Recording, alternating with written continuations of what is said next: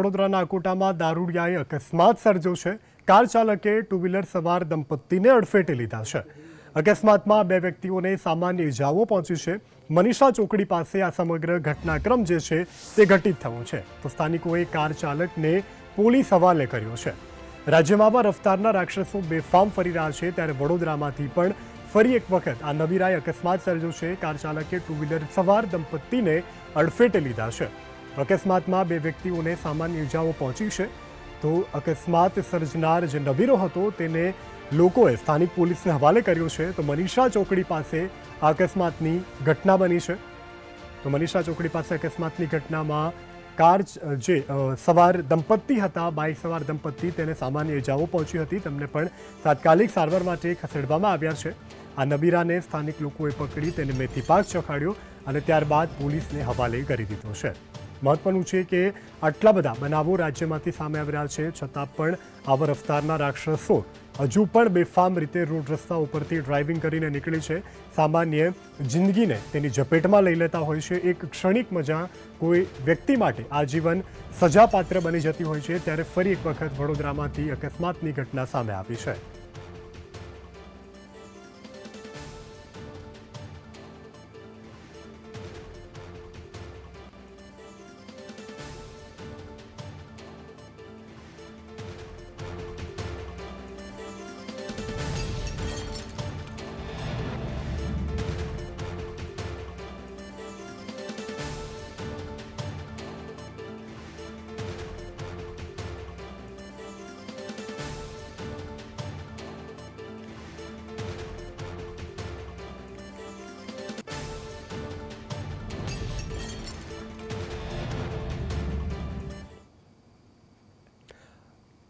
તો મહત્વના સમાચાર મળી રહ્યા છે। રાજ્યમાં 4 પગનો આતંક અત્યારે તમામ જગ્યાઓ પર જોવા મળી રહ્યો છે। ત્યારે ફરી એક વખત નવસારી શહેરમાં દીપડાની દહેશત જોવા મળી છે।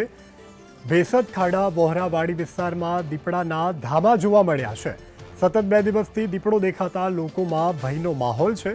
4 પગના આતંકે રાજ્ય આખાને પોતાની બાનમાં લીધું છે। ત્યારે નવસારીમાં પણ 4 પગનો આતંક સામે આવ્યો। દીપડાનો દિવાલ પર ચાલતો વિડીયો કેમેરામાં કેદ થયો છે।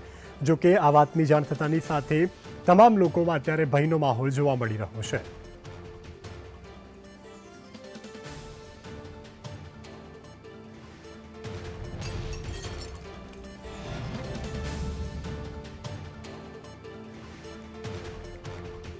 વડોદરાના મચ્છીપીટ વિસ્તારમાં એસઓજીની ટીમે રેડ પાડી છે। ડ્રગ્સનો વેપલો ચલાવતા હોવાની બાતમીને આધારે એસઓજીએ રેડ પાડી છે। રેડ દરમિયાન 20 ગ્રામ એમડી ડ્રગ્સ મળી આવ્યું છે। કાગડાવાડ વિસ્તારમાં એસઓજીનું સર્ચ ઓપરેશન ઇમરાન મલેક નામના વ્યક્તિની ઘરે રેડ પાડવામાં આવી છે। મહત્વનું છે કે ડ્રગ્સનો વેપલો કરતા જે વેપારી હતા તેની ગુપ્ત બાતમી એસઓજીને મળી હતી। બાતમીના આધારે એસઓજીએ તપાસ કરતાની સાથે કાગડા વિસ્તારમાંથી આ સર્ચ ઓપરેશન હાથ ધરાયું અને ત્યાંથી ઇમરાન મલેક નામના વ્યક્તિના ઘરે રેડ પાડી છે અને જેમાં એસઓજીને જથ્થો પણ બરામદ થયો છે।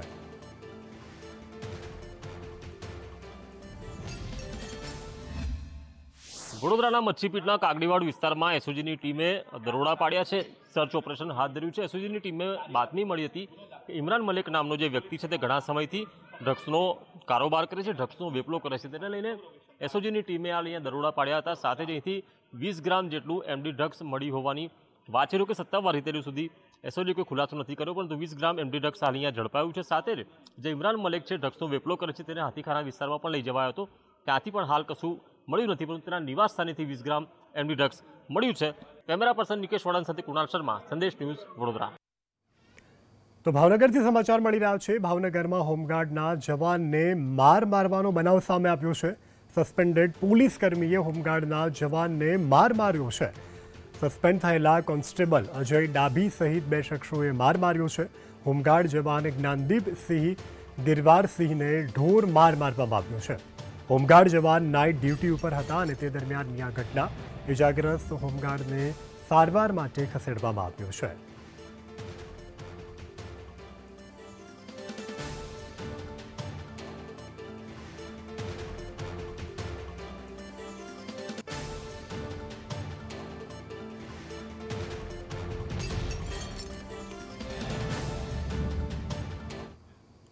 તો રફતારના રાક્ષસ સત્ય પટેલની સામે કાર્યવાહીનો ધમધમાટ અત્યારે ચાલી રહ્યો છે. 9 લોકોને કચડી નાખનારા આરોપી સત્ય પટેલની રેગ્યુલર જામીન અરજી પર સુનાવણી કરવામાં આવી હતી.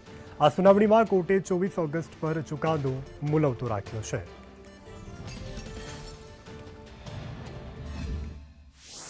નામદાર કોર્ટને સર્વોચ્ચ અદાલતના કેટલાક ચુકાદાઓ છે, જેમાં પ્રિન્સિપલ લેટ ડાઉન કરવામાં આવ્યો છે કે કયા સંજોગોમાં કલમ 304 લાગે અને કયા સંજોગોમાં 304A લાગે.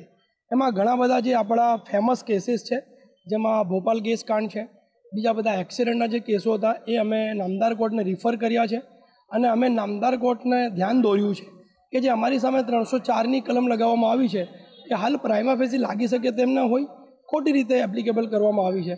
એટલે જ્યારે 304ની કલમ ના લાગતી હોય તો અમે જામીન આપવા જોઈએ એવી અમારી મુખ્યત્વે રજૂઆત છે. કચ્છમાં છેલ્લા 2 દિવસમાં 500થી વધુ ફૂડ પોઈઝનિંગના કેસ સામે આવ્યા છે. આ કેસ સામે આવતાની સાથે આરોગ્ય વિભાગ પણ હરકતમાં આવી ગયું છે. તૈયાર દૂધ, દહીં અને છાશ પીવાથી લોકોને ફૂડ પોઈઝનિંગની અસર થઈ છે. અબડાસામાં ભાનાડ એરફોર્સના 200 કર્મચારીઓને ફૂડ પોઈઝનની અસર થતાં સારવાર આપવામાં આવી રહી છે. આ ઉપરાંત મુન્દ્રાની લેબર કોલોનીમાં પણ 2 દિવસમાં 200થી વધુ લોકોને ફૂડ પોઈઝનિંગની અસર વર્તાતા ખાનગી અને સરકારી હોસ્પિટલમાં સારવાર આપવામાં આવી રહી છે. માધાપર નજીક જે આપણું ટ્રેનિંગ સેન્ટર છે, ત્યાં લગભગ 30 લોકોને ગઈકાલે ફૂડ પોઈઝનિંગની અસર હતી. એ સિવાય બીજા લગભગ 25 લોકોને ફૂડ પોઈઝનિંગની ફરિયાદ આવી હતી. એ બધાને પ્રાથમિક સારવાર આપવામાં આવી છે. આગળ વાત કરીએ, આવતીકાલે ચંદ્રયાન 3નું સોફ્ટ લેન્ડિંગ થવા જઈ રહ્યું છે. ચંદ્ર પર સોફ્ટ લેન્ડિંગ માટે સમગ્ર દેશ ખૂબ જ આતુરતાપૂર્વક રાહ જોઈ રહ્યો છે. ત્યારે આ ઐતિહાસિક ઘટના માટે તમામ લોકો આવતીકાલે સાક્ષી બનવાની આતુરતાથી રાહ જોઈ રહ્યા છે. સોફ્ટ લેન્ડિંગને લઈ અને એએમસીએ પણ વિશેષ તૈયારીઓ કરી છે. શહેરની 126 વિશાળ એલઈડી સ્ક્રીન પર જીવંત પ્રસારણ કરવામાં આવશે. તો નાગરિકો એલઈડી સ્ક્રીન ઉપર નિહાળી શકશે જીવંત પ્રસારણ. શહેરના વિવિધ વિસ્તારોમાં LED screen Ahmedabad municipal corporation દ્વારા લગાવવામાં આવી છે. તો આવતીકાલે દેશ જ્યારે ઇતિહાસ રચવા જઈ રહ્યો છે, અત્યારે ચંદ્રથી ન્યૂનતમ અને મહત્તમ કિલોમીટરથી જ્યારે ચંદ્રયાન હવે દૂર છે અને આવતીકાલે સોફ્ટ લેન્ડિંગનો સમય પણ ઇસરોએ નક્કી કરી દીધો છે. 6:05 આસપાસ ચંદ્રયાન લેન્ડિંગ કરવાનું છે. ઐતિહાસિક ઘડીના અમદાવાદ લોકો પણ સાક્ષી બનવાના છે. અમદાવાદમાં વિવિધ 126 જગ્યાઓ પર એએમસી દ્વારા એલઈડી સ્ક્રીન લગાવવામાં આવી છે અને એલઈડી સ્ક્રીન ઉપર જીવંત પ્રસારણ ચંદ્રયાનના લેન્ડિંગનું બતાવવામાં આવશે.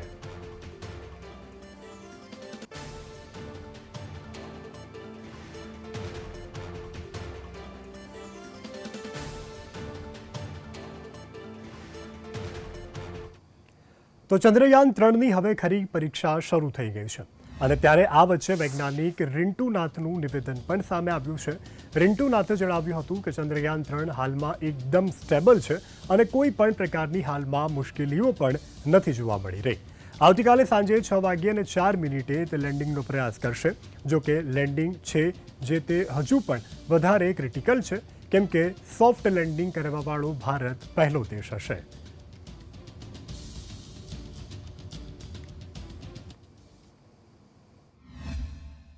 इस मून मिशन को लेकर के खास करके एक ऐसे वक्त में जब रसिया का मून मिशन फेल हो चुका है, पूरी दुनिया भर की जो नजर है चंद्रयान 3 पे टिकी हुई है, तो ऐसे में एज ए साइंटिस्ट आप लोग क्या सोच रहे हैं, कितने आशान्वित हैं और फिलहाल चंद्रयान 3 की कंडीशन, खास करके लैंडर की कंडीशन क्या है? जी बिल्कुल, जैसे लेटेस्ट ट्वीट्स के माध्यम से इसरो ने इस बात की सूचना दी है कि हमारा चंद्रयान 3 जो है वो काफ़ी स्टेबल है और किसी भी तरीके की अभी कोई परेशानी नहीं है. तो एक हेल्दी स्टेट पे है. 6:04 पर जो है वो लैंडिंग का प्रयास होगा. लैंडिंग जो है वो बहुत ही क्रिटिकल अभी भी है, क्योंकि सॉफ्ट लैंडिंग करने वाला भारत जो है साउथ पोल पर पहला देश है. साथ ही सॉफ्ट लैंडिंग जैसी एक कठिन प्रोसेस को फॉलो करना जितना सिंपल लगता है उतना सिंपल नहीं है. और चंद्रयान 2 में हमने एक बारी बस थोड़ी दूरी से पहले जो है वो क्रैश कर दिया था, तो उस बात के एक्सपीरियंस को लेकर चंद्रयान 3 को इस वक्त हमारे साथ बातचीत करने के लिए वरिष्ठ वैज्ञानिक रिंटू नाथ हैं, जो कि ministry of science and technology से जुड़े हैं. सर, चंद्रयान 3 को लेकर के पूरी दुनिया भर की नज़र अब भारत पे टिकी हुई है. उसकी एक वजह यह भी है कि जो रसिया का जो मून मिशन है वो फेल हो चुका है, तो ऐसे में सारी दुनिया भर की नजरें कहीं ना कहीं भारत पे अब टिकी हुई हैं। तो ऐसे में क्या आप लोगों को इस पूरी लैंडिंग से पहले या इस मिशन के पहले क्या किसी तरह का डर है? नहीं, डर की बात ही नहीं आती इसमें। ये तो डेटा एनालिसिस की बात होती है कि as of now all data gives positive results, so सब कुछ सही चल रहा है, everything is in tandem. Now are on this Vikram lander.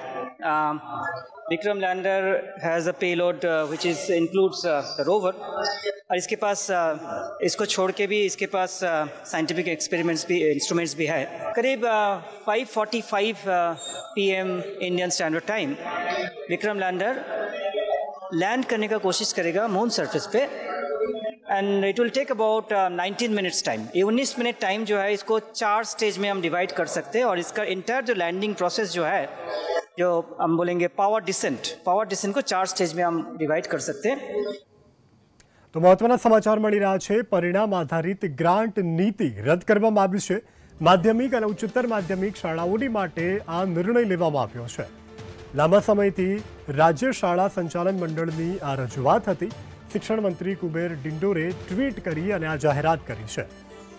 મહત્વના સમાચાર, લાંબા સમયથી રાજ્ય શાળા સંચાલકની આ રજૂઆત હતી અને તે અંગે આખિરકાર નિર્ણય લેવામાં આવ્યો છે। શિક્ષણ મંત્રી કુબેર ડિંડોરે ટ્વીટ કરી આ અંગે જાણકારી આપી છે। પરિણામ આધારિત ગ્રાન્ટ નીતિ રાજ્ય સરકારે રદ કરી છે। માધ્યમિક અને ઉચ્ચતર માધ્યમિક શાળાઓની માટે આ નિર્ણય લેવાયો છે। તો વધુ વિગતની સાથે સંવાદદાતા હિરેન રાવલ ફોનલાઈન પર જોડાઈ ગયા છે। જી હિરેન, શું વધુ વિગત? રાજ્યના શિક્ષણ વિભાગે આ નિર્ણય કર્યો છે, જેમાં અત્યાર સુધી જે નીતિ ચાલતી હતી એ નીતિ અંતર્ગત પરિણામ આધારિત ગ્રાન્ટ એટલે કે માધ્યમિક અને ઉચ્ચતર માધ્યમિક શાળાઓને ધોરણ 10 અને 12ના પરિણામના આધારે રાજ્ય સરકાર જે ગ્રાન્ટ આપતી હતી એ નીતિ રદ કરવામાં આવી છે અને એક સરખી ગ્રાન્ટ આપવા એ પ્રકારનો નિર્ણય આગામી દિવસોમાં કરવામાં આવશે। શિક્ષણ મંત્રી કુબેર ડિંડોરે ટ્વીટ કરીને માહિતી આપી છે કે આ સંચાલક મંડળ તરફથી લાંબા સમયથી માગણી હતી, એ માગણી સ્વીકારી રાજ્ય સરકારે આ પરિણામ આધારિત ગ્રાન્ટની વર્તમાન નીતિ છે તે રદ કરવાનો નિર્ણય કર્યો છે। ગ્લોબલ વોર્મિંગની અસરને લઈ અને સીએમએ નિવેદન આપ્યું છે। વરસાદ એક જગ્યાએ જ્યાં પડે ત્યાં વધારે પડે છે। ગ્લોબલ વોર્મિંગના આપણે જીવન ધોરણ બદલવું પડશે। મહાવીર ભગવાને કહ્યું હતું કે પાણી ઘીની જેમ વાપરીએ। અત્યારે 10 થી 20 રૂપિયામાં પાણી ખરીદીએ છીએ। મહત્વનું છે કે હાલ વાતાવરણની અનિયમિતતાને ધ્યાને લઈ અને મુખ્યમંત્રી ભૂપેન્દ્ર પટેલે આ મહત્વનું નિવેદન આપ્યું છે। ગ્લોબલ વોર્મિંગની અસરને કારણે જે પ્રકારે વાતાવરણ અત્યારે સર્જાયું છે, એક જગ્યા પર મૂસળધાર વરસાદ ખાબકે છે। રાજ્યની બીજી અનેક એવી જગ્યાઓ હોય છે કે જ્યાં વરસાદ સુદ્ધા નથી પડતો, ત્યારે આ બદલાતા વાતાવરણને લઈ અને સીએમએ મહત્વનું નિવેદન કર્યું છે। આ સાથે સીએમએ એક વાત પણ ટાંકી કે પાણીને ઘી માફક વાપરવું જોઈએ। જે પ્રમાણે વરસાદની પેટર્ન બદલાઈ છે કે વરસાદ બી અત્યારે જુઓ તો એક જગ્યાએ જ્યાં પડે ત્યાં એક જગ્યાએ એકદમ તૂટી પડે, એટલે ગ્લોબલ વોર્મિંગ અને ગ્લોબલ વોર્મિંગમાંથી નીકળવા માટે પણ આપણે આપણા ધંધા રોજગારથી માંડીને આપણી લાઈફસ્ટાઈલ, માન્ય નરેન્દ્રભાઈએ મિશન લાઈફ શરૂ કર્યું છે કે આપણે રોજબરોજની લાઈફમાં પણ પર્યાવરણ પ્રિય બનવું પડશે। આપણે પર્યાવરણનું પૂરેપૂરું ધ્યાન રાખવું પડશે અને તો જ એની અંદરથી બહાર નીકળાયું છે। એટલે જેટલો બચાવ થાય, પાણીનો ઉપયોગ તો મહાવીર ભગવાને શું કીધું છે, કેવી રીતે વાપરવાનું, ઘીની જેમ। હવે કેટલા વર્ષો પહેલા એમણે જોયું હશે, ધીમે ધીમે એ તરફ જઈ રહ્યા છે। આપણે 10 રૂપિયાની બોટલ તો પીતા થઈ ગયા છે, 20 રૂપિયાની બોટલ તો પીતા થઈ ગયા છે। હજુ જો આપણે ધ્યાન નહીં આપીએ તો ખરેખર ઘીના ભાવે લેવા જવું પડશે। રાજ્યમાં નાની ઉંમરમાં હાર્ટ એટેકને લઈ અને સીએમએ મહત્વનું નિવેદન કર્યું છે। નાની ઉંમરમાં અનેક નવા રોગો અત્યારે જોવા મળી રહ્યા છે। નાની ઉંમરમાં હાર્ટ એટેકના બનાવો પણ બને છે। આ બધામાંથી બહાર નીકળવા માટે પ્રાકૃતિક ખેતી જરૂરી હોવાનું સીએમએ નિવેદન કર્યું છે। રાસાયણિક ખાતર અને દવાઓથી જીવલેણ રોગો વધી રહ્યા છે। આ બધામાંથી બહાર નીકળવા માટે પ્રાકૃતિક ખેતી જરૂરી છે। પ્રાકૃતિક ખેતીથી પશુધન પણ સચવાશે। નાની ઉંમરે અનેક નવા રોગો અત્યારે જે યુવાનોમાં જોવા મળી રહ્યા છે તેને લઈ અને સીએમએ આ નિવેદન કર્યું છે। નાની ઉંમર એટેક આવી જવો, ડાયાબિટીસ થઈ જવો, પ્રેશર થઈ જવું, એટલે આપણને બધાને આ ચક્કર જે છે એમાંથી બહાર કેવી રીતે નીકળવું, તે માન્ય નરેન્દ્રભાઈએ આજે પ્રાકૃતિક ખેતી તરફ આપણને બધા અહીંયા કામ મહાજન તરફથી પણ ઘણા બધા કામો એની અંદર થઈ રહ્યા છે. તો પ્રાકૃતિક ખેતી અને પ્રાકૃતિક ખેતી શેના માટે જરૂરી એ કોન્સેપ્ટ બી આપણને માન્ય નરેન્દ્રભાઈએ આપ્યો છે. અને એના માટે ગુજરાત રાજ્યના અમારા રાજ્યપાલ મહોદય ખૂબ સારી મુહિમ ચલાવી રહ્યા છે કે ભાઈ પ્રાકૃતિક ખેતી તરફ વળવું જરૂરી છે. આગળ વાત કરીએ ધરમપુરની. ધરમપુરના જાગીરી ગામે ફોરેસ્ટ વિભાગે જંગલની જમીનમાં રોપા રોપતા વિવાદ ઊભો થયો છે. 3 થી 4 ગામના આદિવાસી સમાજના લોકો ભેગા થઈ હોબાળો મચાવ્યો છે. ગ્રામજનોએ રોપા રોપવાનું કામ પણ અટકાવ્યું. ઉલ્લેખનીય છે કે વર્ષોથી આદિવાસીઓ જંગલની જમીનમાં ખેતી કરી રહ્યા છે. મોટી સંખ્યામાં આદિવાસી સમાજે ફોરેસ્ટની નીતિની સામે વિરોધ નોંધાવ્યો. વિવાદને લઈ અને સ્થાનિક આદિવાસી નેતા કલ્પેશ પટેલ અને કોંગ્રેસના નેતા તેમજ અન્ય આદિવાસી સમાજના નેતાઓએ જાગીરી ગામે પહોંચ્યા હતા.